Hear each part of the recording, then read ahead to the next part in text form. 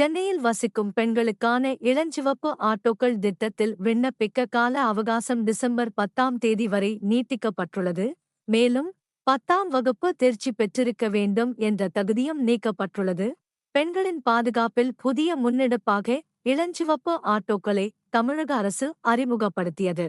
அதன்படி பெண்கள் மற்றும் குழந்தைகள் பாதுகாப்பாக பயணிக்க ஏதுவாக சென்னை மாநகரில் பெண் ஓட்டுநர்கள் மூலம் 250 ஆட்டோக்கள் இயக்கப்பட உள்ளன. இத்திட்டத்தின் கீழ் ஆட்டோ வாங்குவதற்காக 250 பெண்களுக்கு தலா 1 லட்சம் ரூபாய் மானியமாக வழங்கப்படும். ஆட்டோ வாங்க தேவைப்படும் மீதி பணத்துக்காக வங்கிகளுடன் இணைக்கப்படும்.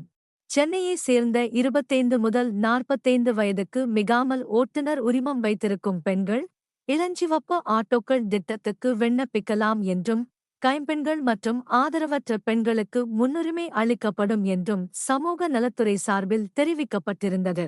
அந்த வகையில் இளஞ்சிவப்பு ஆட்டோக்களை இயக்க தகுதியான பெண் ஓட்டுநர்கள் பூர்த்தி செய்த விண்ணப்பத்தை சென்னை மாவட்ட சமூக நல அலுவலர், தெற்கு அல்லது வடக்கு 8வது தளம், சிங்காரவேலர் மாளிகை, சென்னை 600001 என்ற முகவரிக்கு நவம்பர் 23ஆம் தேதிக்குள் அனுப்பி வைக்குமாறு அறிவுறுத்தப்பட்டிருந்தது.